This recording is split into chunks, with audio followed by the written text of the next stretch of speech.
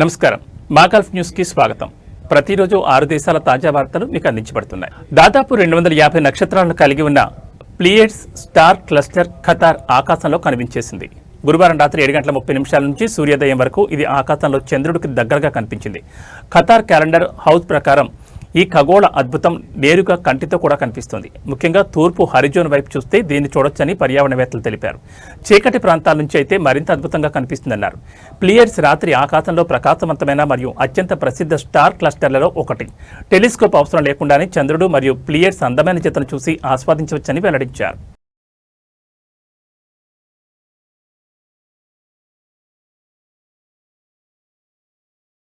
మసీదులు మరియు పాఠశాలలకు 500 మీటర్ల దూరంలో పొగాకు దుకాణాలను నడపడంపై సౌదీ అరేబియా నిషేధం విధించింది. ఈ విషయంలో మున్సిపాలిటీలు, గృహ నిర్మాణ మంత్రిత్వ శాఖలు చేపట్టిన నియంత్రణ చర్యలను ఆమోదించింది. ప్రజారోగ్యాన్ని ప్రోత్సహించడం, సౌదీ అంతటా సురక్షితమైన వాణిజ్య వాతావరణాన్ని సృష్టించడమే లక్ష్యంగా పొగాకు వినియోగంపై నిషేధం విధించినట్లు వెల్లడించారు. అన్ని సిగరెట్లు, ఫిషా మరియు ఈ సిగరెట్లు సహా పొగాకు ఉత్పత్తులు మరియు ఉపకరణాలను విక్రయించే అన్ని దుకాణాలకు కొత్త నిబంధన వర్తిస్తుందని మంత్రిత్వ శాఖ స్పష్టం చేసింది. అలాగే 18 సంవత్సరాల కంటే తక్కువ వయసున్న ఎవరికైనా పొగాకు ఉత్పత్తులను విక్రయిస్తే కేసులు నమోదు చేసి భారీ జరిమానాలతో పాటు జైలు శిక్ష కూడా విధిస్తామని హెచ్చరించింది. Saudi food and drug authority ఆమోదించిన ప్రామాణిక స్పెసిఫికేషన్లకు అనుగుణంగా లేని సింగిల్ సిగరెట్లు లేదా ఉత్పత్తుల అమ్మకాన్ని నిషేధించినట్లు పేర్కొన్నారు. ఈ సిగరెట్ ద్రవాలను పొగాకుతో ఫిల్ చేయడాన్ని కూడా నిషేధించారు.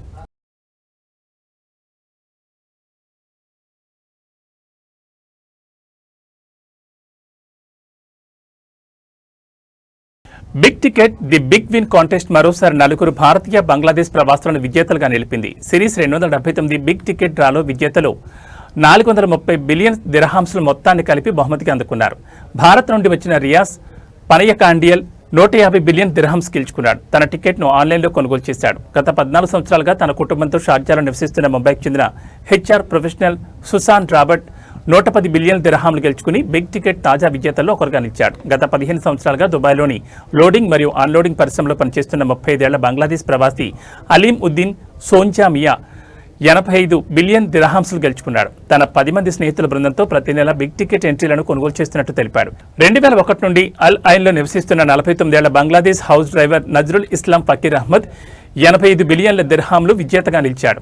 గత 24 సంవత్సరాలుగా 10 మంది స్నేహితుల బృందంతో ప్రతి నెల బిగ్ టికెట్ ఎంట్రీలను కొనుగోలు చేస్తున్నట్లు తెలిపాడు.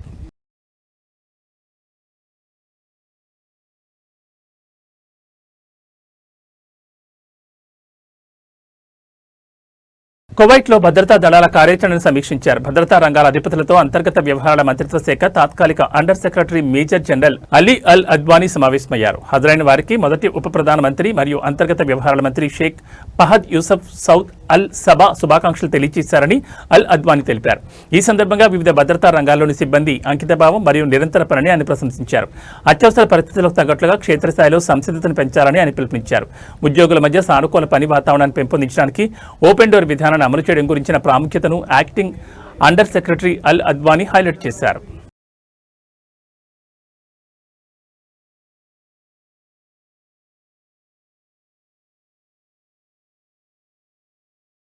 గ్రాండ్ దీపావళి వేడుకలకు బహ్రెయిన్ సిద్ధమవుతోంది. స్టార్ విజన్ ఈవెంట్స్ తో కలిసి భారతీయ అసోసియేషన్ ఈ సంవత్సరం గ్రాండ్ దీపావళి వేడుకను నిర్వహించనుంది. ఇందులో ప్రముఖ వక్త దిండిగల్ లియోని పాల్గొనున్నారు. ఈ మేరకు అల్ హుసాంలోని భారతీయ అసోసియేషన్ ప్రాంగణంలో వివరాలను వెల్లడించారు.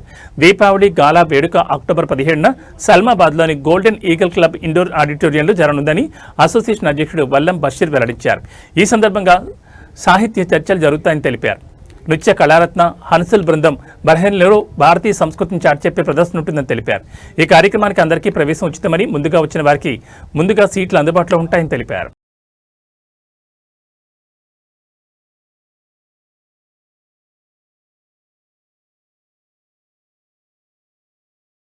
ఖతార్ ఆర్థిక వృద్ధికి, జాతీయ ఆదాయ వనరుల వైవిధ్యానికి లాజిస్టిక్స్ రంగం కీలక పాత్రను పోషిస్తోంది. దీన్ని బలోపేతం చేసే ప్రయత్నాల్లో భాగంగా 2026 సంవత్సరానికి లాజిస్టిక్స్ రంగంలో బెస్ట్ ప్రాక్టీసెస్ అవార్డు 3వ ఎడిషన్ను ప్రారంభించినట్లు ఒమన్ లాజిస్టిక్స్ అసోసియేషన్ ప్రకటించింది.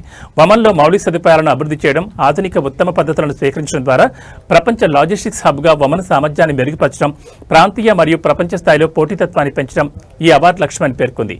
గత 12 నెలలుగా నిర్వహించిన అన్ని లాజిస్టిక్స్ కార్యకలాపాల్లో ఉత్తమ పద్ధతులు మరియు వినూత్న ప్రాజెక్టులను గుర్తించి అవార్డును అందజేస్తారు.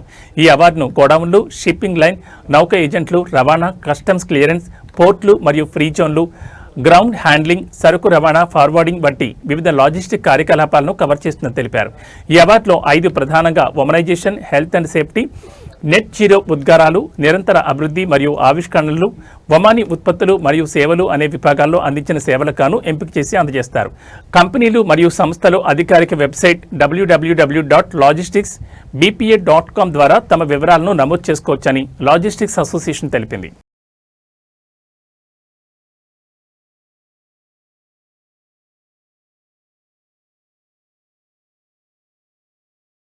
ఇవి మా గల్ఫ్ న్యూస్ విశేషాలు. మరో బులెటిన్లో మళ్ళీ కలుసుకుందాం. నమస్కారం.